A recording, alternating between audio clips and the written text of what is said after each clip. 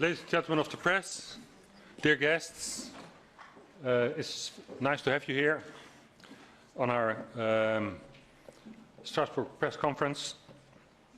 And I would like to say some words on the Global Compact on Migration. On the 10th and 11th of December, there will be an international congress in Marrakesh, Morocco, with regard to this Global Compact on Migration. And the participating countries are set to sign this agreement. And although this joint agreement isn't binding, it's still meant to be the legal framework on which the participating countries commit themselves to build new legislation. And one basic element of this new agreement is the extension of the definition of hate speech. The agreement wants to criminalize migration speech. Criticism of migration will become a criminal offense. And media outlets, and that also concerns you, that give room to criticism of migration can be shut down. The Compact for Migration is legalization of mass migration. It's declaring migration as a human right. So in fact, it will become impossible to criticize Ms. Merkel's welcome migrants politics without being at risk to be jailed for hate speech. So this agreement, to our humble opinion, is a coup d'etat of pro-migrant liberal globalists. And it will greatly benefit multinationals. Because, you know, countries who import the third world will become the third world. And it's absolutely clear, and you all know that in third world countries, multinationals dictate the rules. It will become impossible to state that integration of migrants from Islamic countries in Western cultures is impossible. It will become impossible to mention the fact that mass migration deteriorates the Western welfare systems and the fact that mass migration leads to explosive surge of rape and murder. And this makes the timing of the Compact on Migration significant as we are heading towards elections of the European Parliament next year.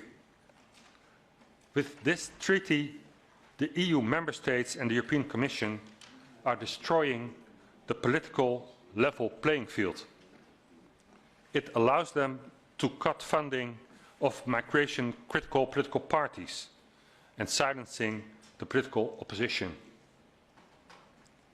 And to me, I would like to state this very clearly, the Tommy Robinson case in the UK is the first example to be set, and it will be an example that will follow, and probably during the elections, based on the Global Compact on Migration. So, that means the conclusion can already be that European Parliament elections will be rigged. And only the United States of America, Australia and Hungary have indicated not to sign this agreement. So we herewith urge every country that opposes mass migration to reject this compact. Thank you.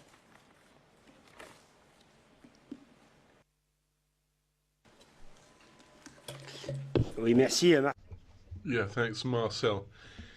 I think the question before us right now is quite a significant one because the UN has as a declared objective to act for peace and stability in the world. And you see that they've moved wholly outside the ambit of that role, and they're multiplying actions right now to defend globalist propaganda, specifically in terms of promoting massive immigration towards the European continent. That's why in March 2000, that's almost more than 18 years ago, a UN report said that in order to fill the demographic holes in Europe, they needed 59 million migrants arriving in Europe by 2025.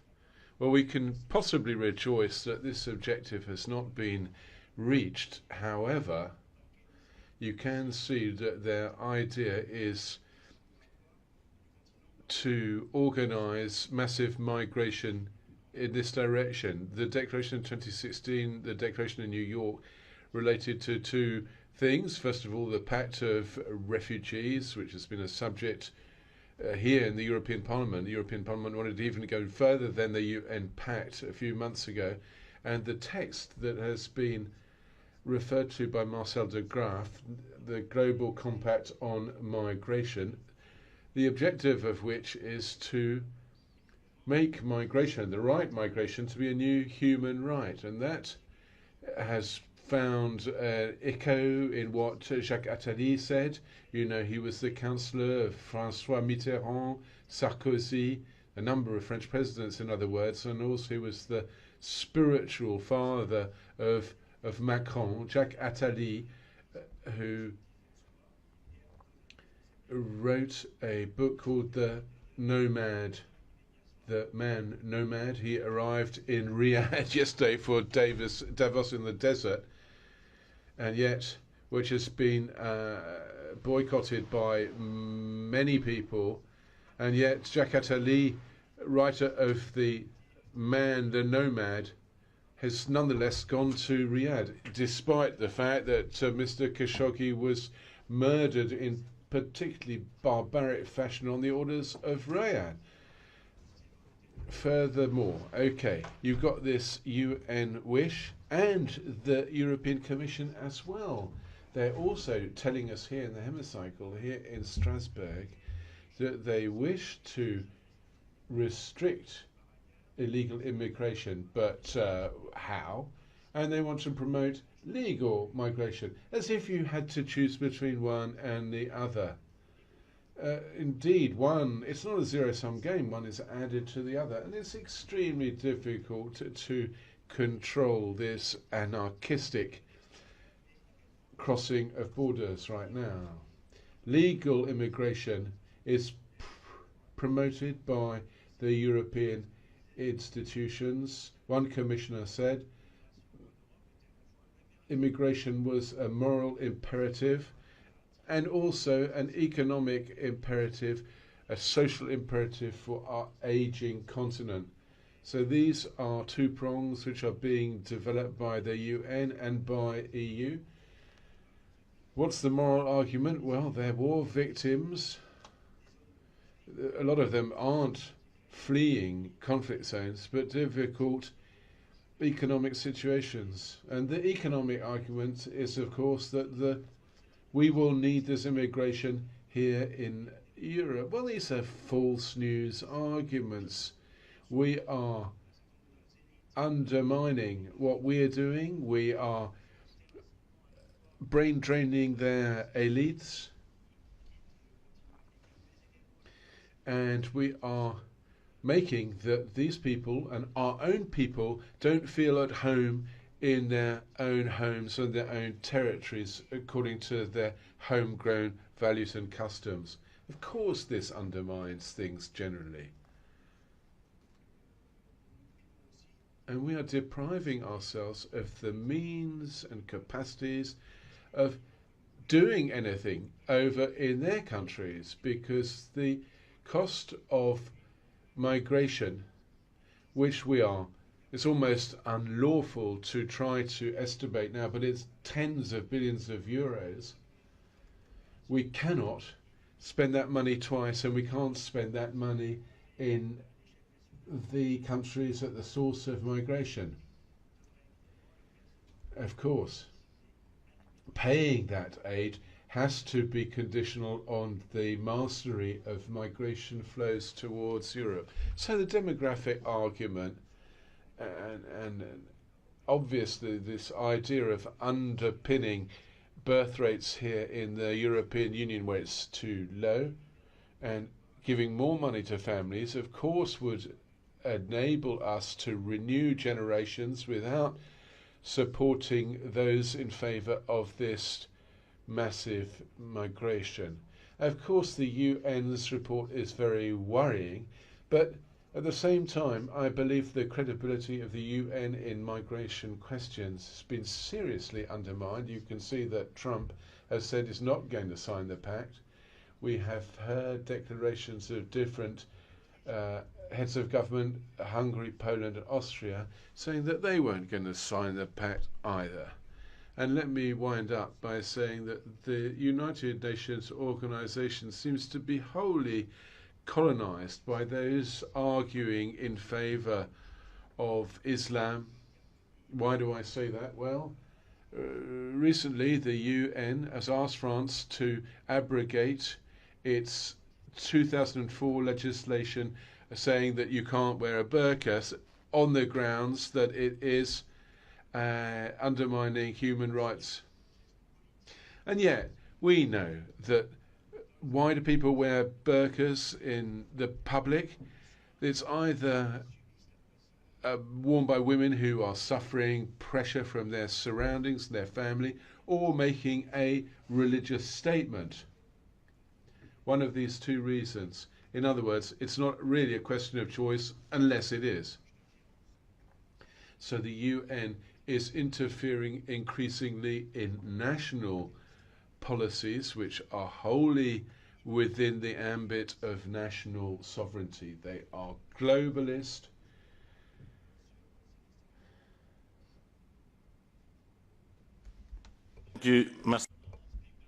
Thank you. I'll speak Dutch. Yeah, I've got 1 minute, which I want to add a few things to that. In the beginning of, or spring of 2018, there was a minor incident in Flanders. Theo Frank, the State Secretary for Migration, and Jan Jan Bon, and the Minister of Foreign Affairs, said that they would sign the compact on migration in Morocco. They kept it pretty secret. They're playing the cards very close to their chest. However, when it came out, there was a rather lively debate. First of all, Theo Franken, who is a bit like Berlusconi in Italy, and he said that he was against migration, but given that he wanted to sign the migration compact in Marrakesh, you could see that he was aligning himself with the migration policy of the EU. Frank was defending things that it was all done behind the screens, and the fact that the statement actually wasn't secret at all. It could be found on the website of the Maltese government, which of course put the cat among the pigeons in Flanders. Now, working together in the ENF group is very important in order to ensure that we can slow down things and ensure that we can reform migration policy within the EU as they intend to promote it. Matteo Salvini clearly is saying the right things, and there are those who feel that more moderate parties than us will resolve the issue, but that is not the issue. We need a new migration policy, and that's what we're going to have to look to in 2019. Your name and your press agency. Go ahead. Good morning, Angela Mauro, Huffington Post, Italy. You just said Matteo Salvini says right things on immigration. My question is about the Right. Okay, so I understood well. My question is about the budget law. Today, the European Commission is going to reject the Italian draft budgetary plan, and the question is, do you support also the request of flexibility which the Italian authorities have presented to the European Commission, and Salvini is well supporting this request? Thanks.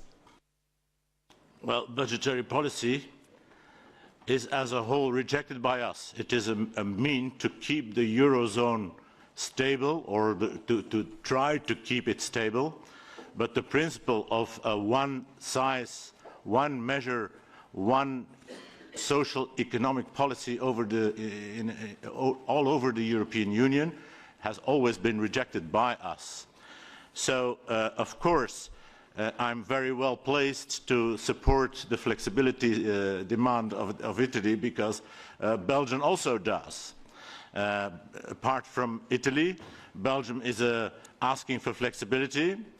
Mr. Juncker says there is no reason for it, so I'm very surprised to hear that the request has been rejected by saying everything is all right in Belgium. Everything is not all right in Belgium.